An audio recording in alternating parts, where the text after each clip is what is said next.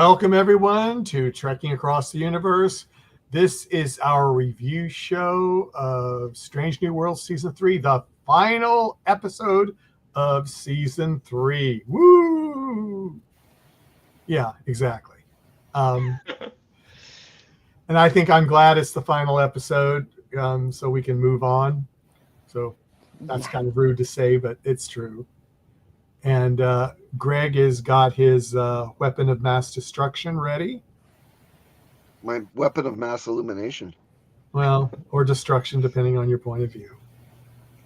Well, does anybody want to start out with just a general feeling? Liz?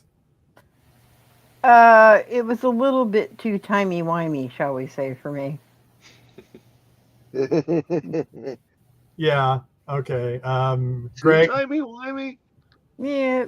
I better go to Aaron. Greg is still involved. I think that it it picked up on obviously an episode that was earlier on in the season and was going to explore all those ideas from that episode, and then it didn't do that. So that's where I'm at with that. I found this really disappointing. This season has been pretty mediocre for me. Greg? Yeah. I think they ended on a low note. It had all the potential in the world and fell flat on its face. Well, I'll have to agree. I mean, I was talking to Liz about it earlier today, and we both said we were so confused after the first time we watched it. And I watched it 3 times and had a hard time figuring it out. Wow. Yeah, so that was not good. I watched it twice. I felt like I got it a little bit more, but Greg, you're right. It had potential, but it just didn't. It didn't come through. Didn't come through. So, which is a shame. Hey, but at least we didn't get the puppets yet. No, Not yet. That'll be next season. Yeah. I think that's why Ron stayed away. He was scared. It might have been puppets. So. But yeah, do what you have to do. Was there anything that you liked about the episode? I mean, we got to go to a strange new world. Yeah. We did. Which was good. Gosh, to be honest, I just feel like it was towards the end. It was like I fell asleep and I missed the middle part of the episode, but I was actually awake for all of it. I liked the sort of the link between Patel seeing her future with Chris and living it, and then that sort of obviously linked to Pike's story arc from the very first episode of the show, where he's coming to terms with the fact that he has an end. I thought that was sweet, and actually that part got me quite emotional, but it was undeserved. I think why I felt emotional about it was because it just felt cruel. It felt cruel to the character because there wasn't enough of a reason as to why this person's story had to end the way it did. And so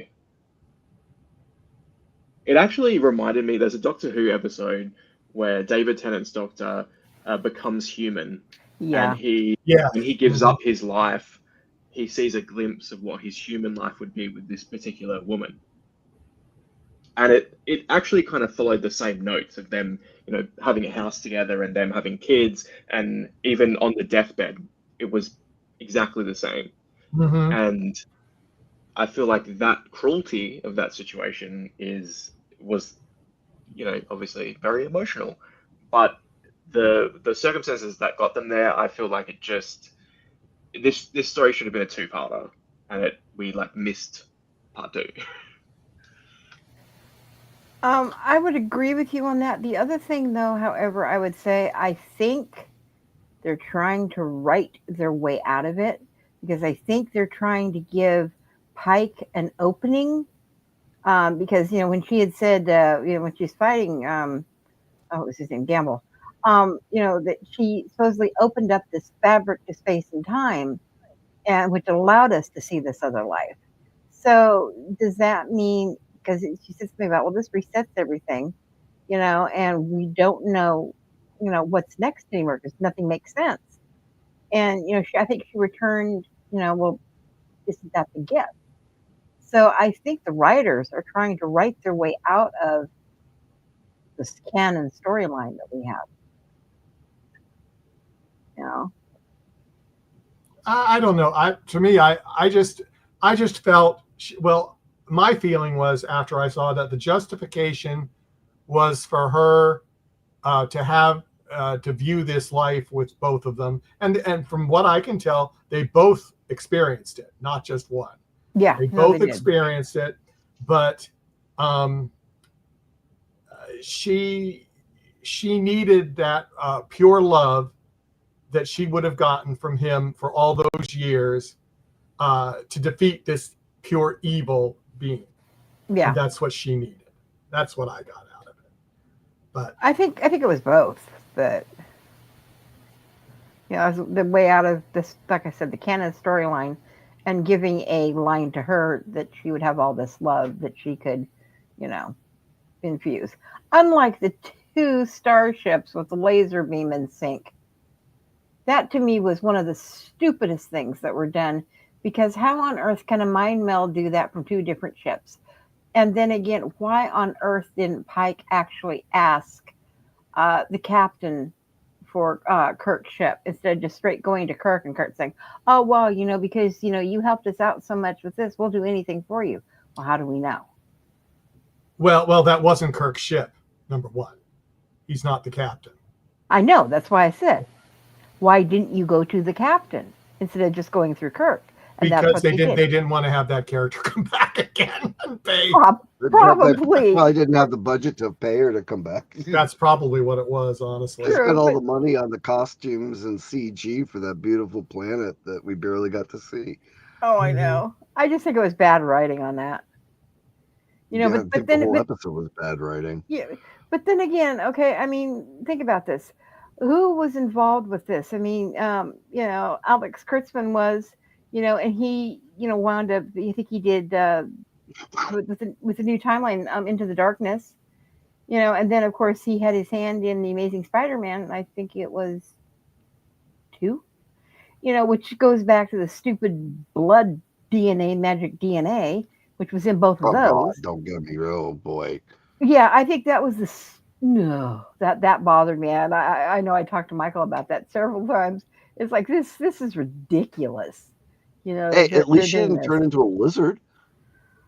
Oh, well, her eyes did have all of the planets floating around in them, and immediately when I saw her eyes floating the orbs of the planets, I thought of Men in Black. I don't know why, but I did. It's like, why does everybody have to be special? Yeah. I don't know. But here's the thing. Since all of us on here are Whovians, you guys, I'm certain, caught the reference in the beginning, correct? Yes. The time. Yeah, I picked it up the second time. Yeah, I was disappointed in you the first time around, Michael. And I found out why. It's because I couldn't understand what she said.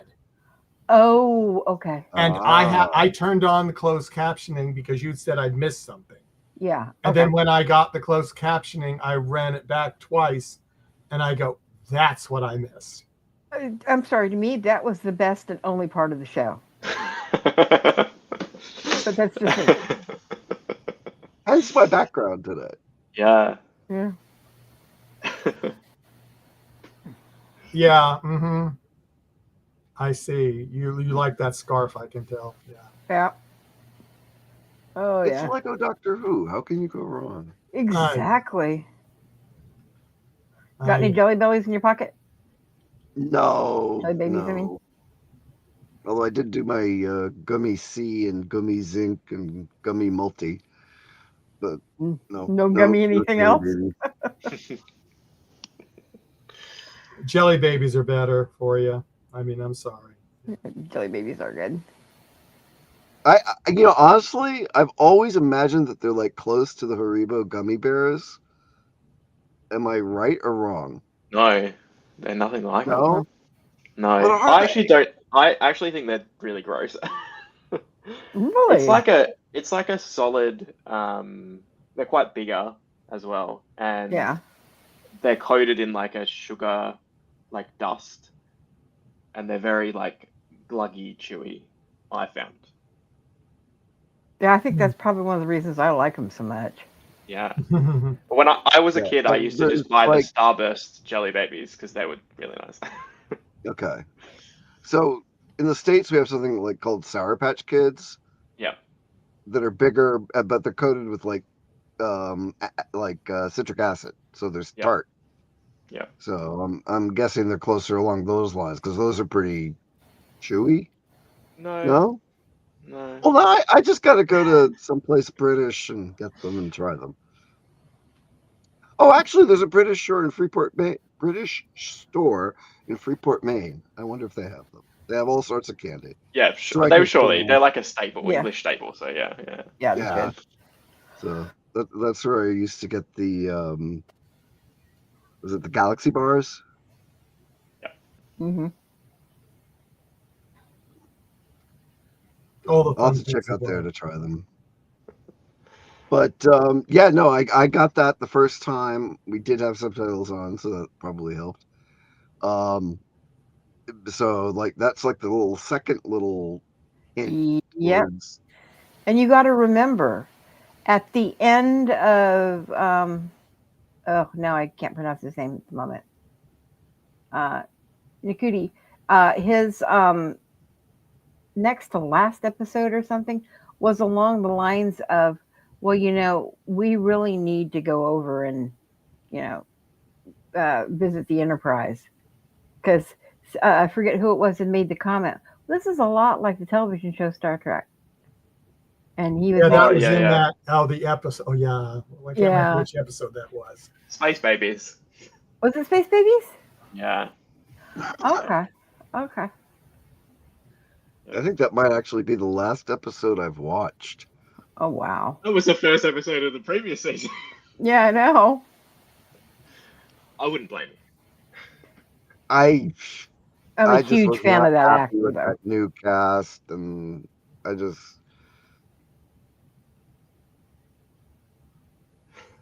Yeah. But yeah, no. Again, Pelia, stole the episode for me.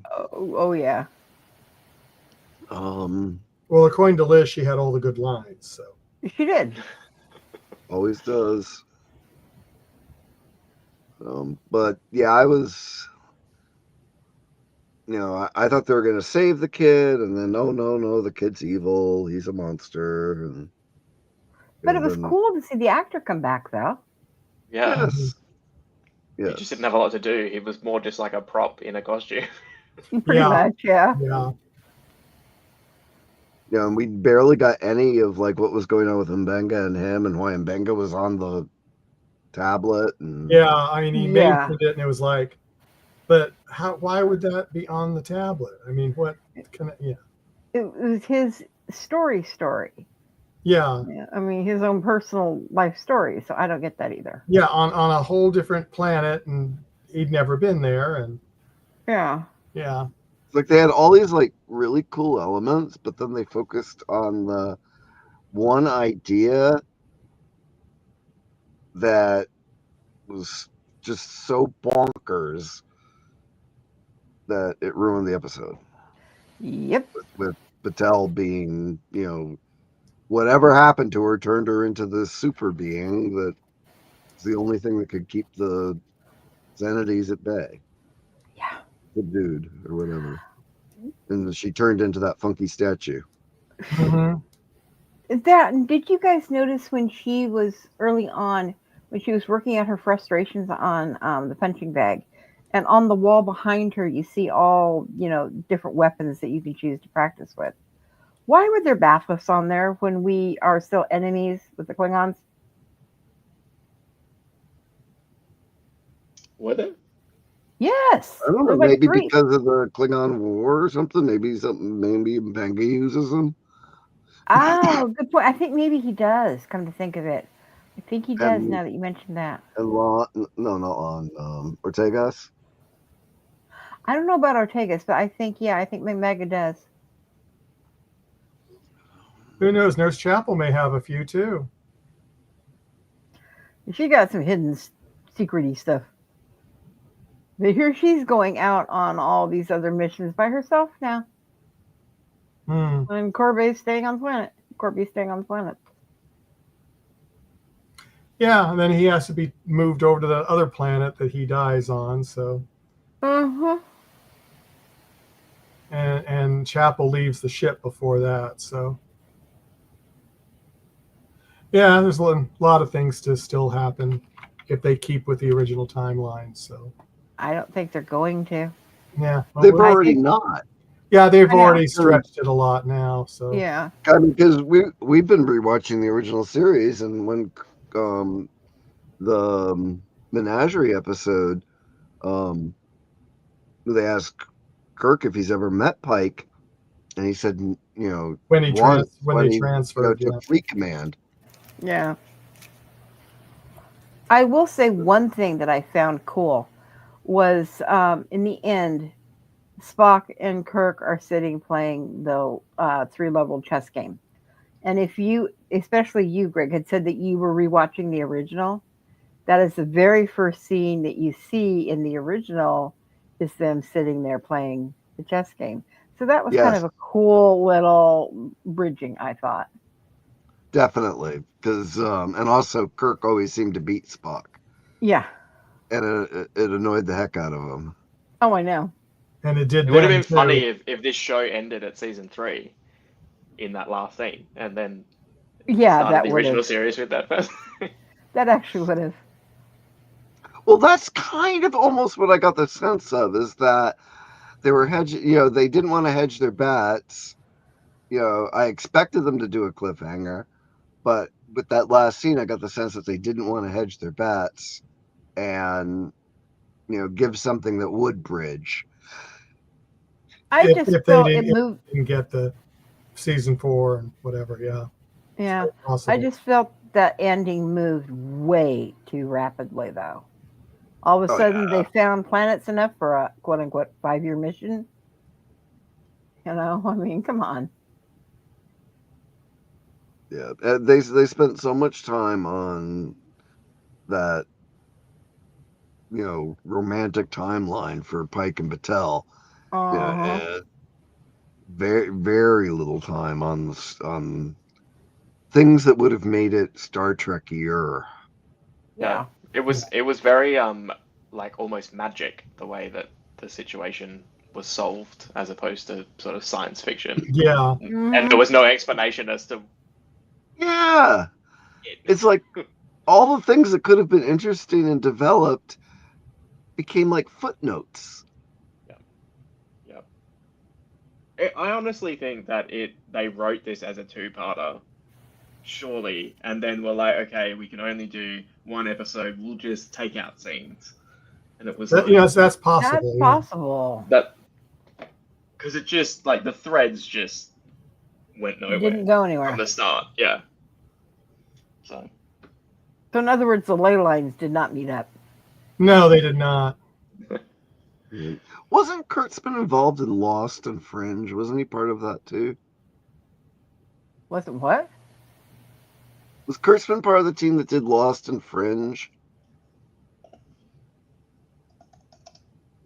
'Cause I was trying to figure that out. I 'Cause am I thought he was not. part of the Bad Robot stuff too. Yeah, I thought he was too, but I don't know. Because I didn't see him credited as a producer. Well, believe me, if he did that last season of Lost, was that would a- explain a few things. He was a writer for Fringe. Anyway, Lost and Fringe seem to have like all these awesome ideas, and then they like Oh yeah. fulfill them and ended up going in directions that were lousy and mundane and uninteresting. Or just totally weird. Yeah, or that. Like I never got the polar bear attacks on Lost. Never could understand that one. Yeah, that was a very interesting 5 years of purgatory. Yeah.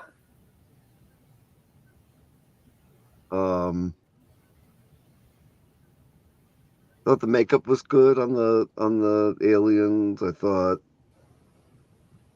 the Oh, the costuming was pretty cool. The people. costuming, the CG, the design of the city, I thought was really nice. I Bit where they almost- were like stabbing their eyeballs. That was Yeah, that was freaky. Yeah. Yeah, and it was like up to that point, it's like, oh my god, this is gonna be good. Oh my god, this is gonna be good. And yeah. it just And then like it was started nothing. going downhill. Yeah. I had the feeling, I'll be honest, the second that we see, and I can't think of his name, but the guy that died, all I was seeing from the second it was revealed that it was him was Apocalypse Now. That is what ran through my brain.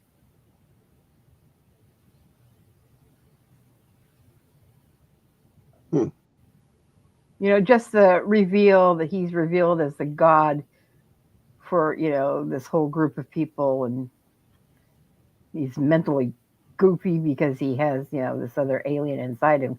Granted, that wasn't what happened with Apocalypse Now. I mean, he went crazy. Oh yeah, crazy, yeah. But it was the same kind of thing. That megalomaniac thing. Yeah, that whole thing, yeah.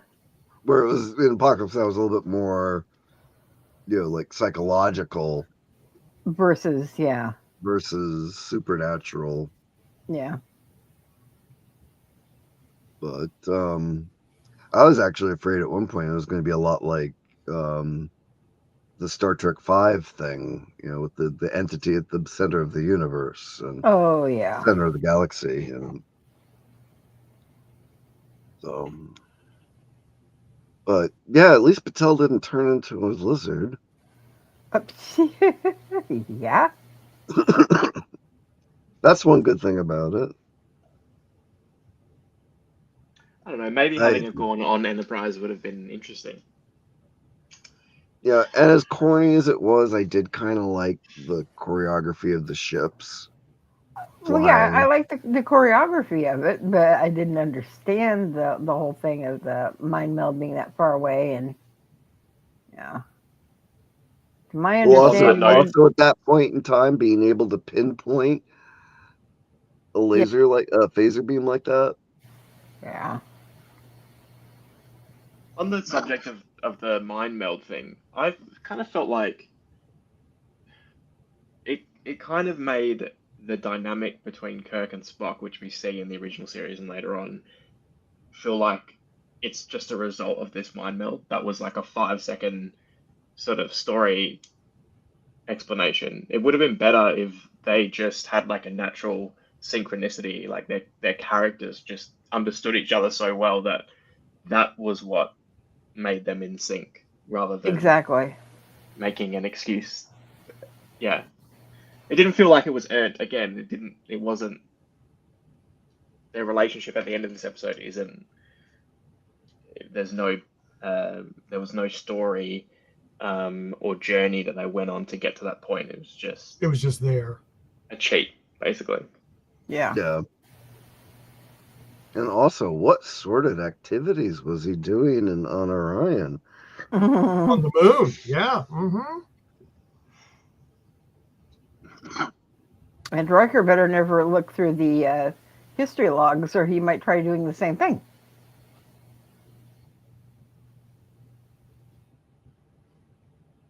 Probably. So, do we have anything else to rank on? I don't think so. I don't think so. Yeah, this was a stretch. This one. Yeah. Which is so sad because last episode we were so. Yeah. We were excited, saying, had "Oh, fun. this is going to be great! It's going to be great! It's going to be great!" And this one, it's the end. Yeah. And no, it's very disappointing. I haven't been watching a lot of the online criticisms and stuff. It's like all I can see is like, oh, everybody's hating on new Trek, and it's like, no, we're hating on bad Trek. Yeah. Yeah. It has nothing to do. Obviously, it has nothing to do, with having a predominantly female and minority cast like Discovery. It has nothing to do with overtly woke storylines. It just has everything to do with weak storylines. Yep. You know what's funny? You say that, and I don't look at anything critic wise until after I've made my own opinion and seen the episode. But Right. I was reviewing some of the stuff after I had watched it, and a couple of the things were actually saying, and I couldn't believe this. I'm like, obviously you didn't watch the series. They were saying that it was a shame that this episode ended on such a weak note. That part they got correct, and here's the part that they didn't. They said because it was such a phenomenal season otherwise. I'm like, you were definitely watching a different season than I was. Well, maybe this is the same people that go gaga over Orville, and that's probably why Paramount's doing the Star Trek this way. I don't know. Yeah, I don't know. It could be because I think they realized some of the hardcore fans that didn't like the changes that they're not watching it, so they have to appeal to try to get, I guess, a new audience, I guess. So Yeah. Yeah. Well, all I have to say is Alien Earth has used the late 70s styling. They even have CRTs on the spaceship and banks of blinking lights for Mother's computer. And, it's upscaled as far as cinematography goes, but it looks the same. It feels the same.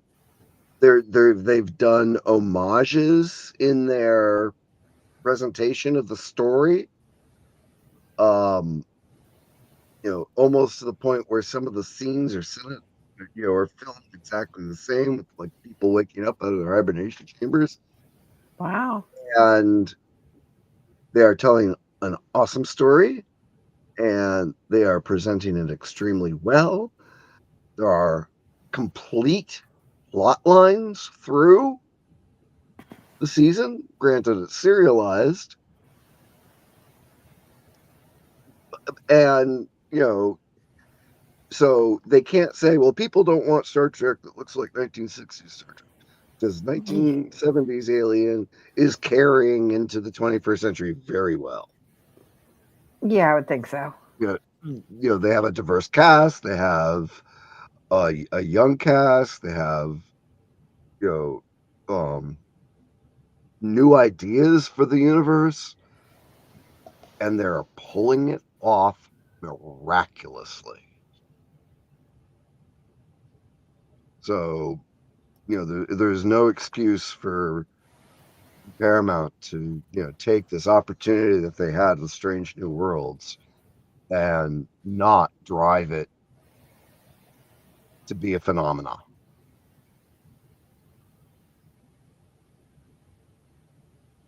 Rant off. Well, on that note, let us close down. Has anyone got anything final they want to say that they didn't get in, or are we? Oh, actually, has anyone listened to the Star Trek Khan podcast or audio Not series? yet. No. Yeah, times I have. Yeah. I listened to episode 1 and I thought it was really good. I really like audiobooks, but I thought it was interesting and I would recommend. Oh, cool. I hope more people listen to it, because I looked at a review and the first review was is it 1937? Like, who listens to the radio anymore? So I was last night. So I would recommend listening to it because I genuinely thought it was good. Okay. So I had a headache, so I wasn't reading. So I had started doing audiobooks in the car. But now that I'm not driving as much, I'm like, oh well, I'll start listening to them. Like if I'm soaking in the tub or, don't want to watch TV. So I had an audiobook on last night. There you go. Have you ever hit some of the older radio programs? We did that in high school. We were doing, me and one of my friends were doing The Shadow. Oh, yeah. So I remember when I was a really, really little kid, we would do, all the old classics. Have Gun Will Travel, all of that stuff. So, Gunsmoke. But, we probably should get off since we're getting on other tangents. And I'm turning to Roger, apparently. Yeah, well, that happens. So everyone, thank you all for coming. We will maybe see you for next season. Who knows? Who knows what'll happen in the stream of life. So everyone take care. Bye-bye. Bye. Bye.